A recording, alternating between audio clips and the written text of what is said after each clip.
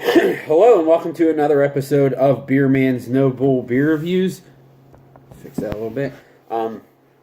Today I have another beer from Grist Brewing Company out of Pittsburgh, Pennsylvania.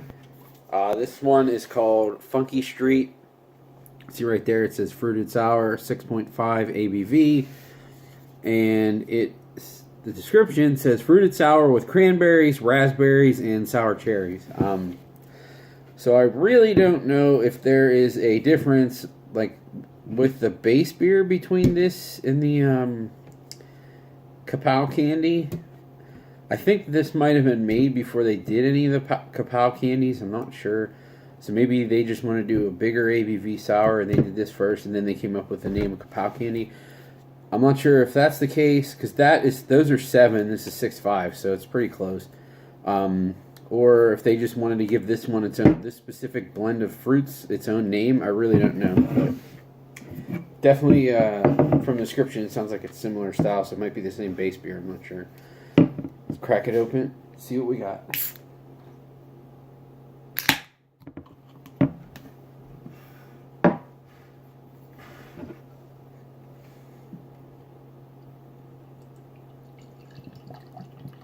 And it actually looks like cherry juice.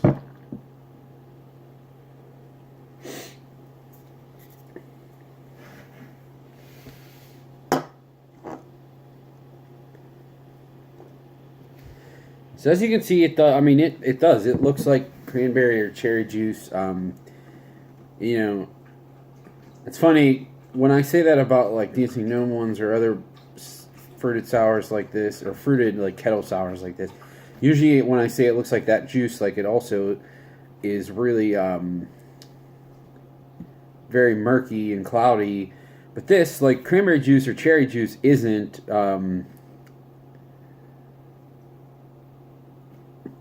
super cloudy. It's translucent, or like it might not be completely transparent. You can't see completely through, but you can see through it kind of, and that's kind of what this reminds me of. So it had like a pinkish white head that dissipated pretty quickly.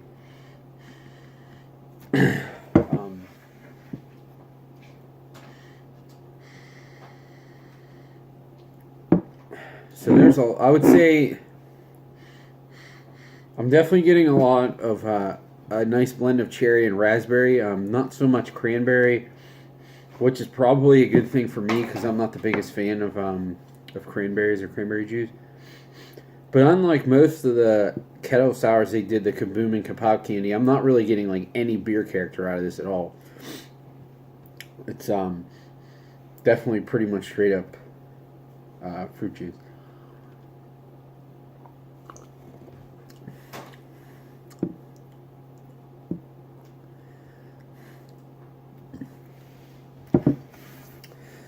So I was curious with the way that head.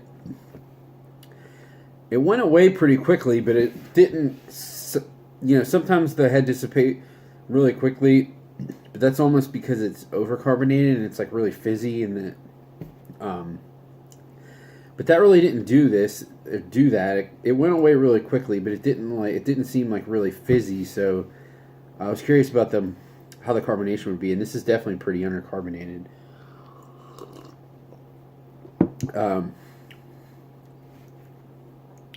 I would say cherry is the front driver, which is interesting because usually raspberry is the strongest of those 3 fruits as far as flavor, but probably more cherry put in it than raspberry.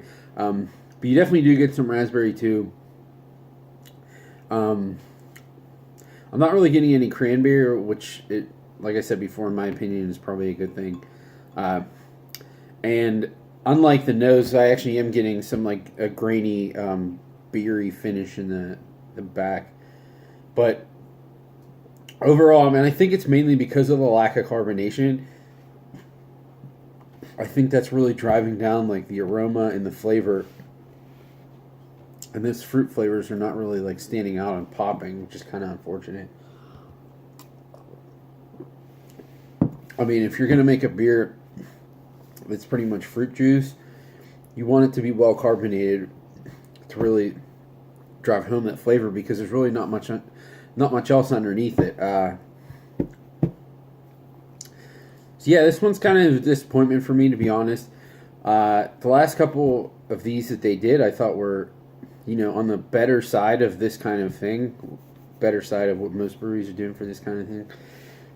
This one, I would say, is kind of falling back towards middle of the road.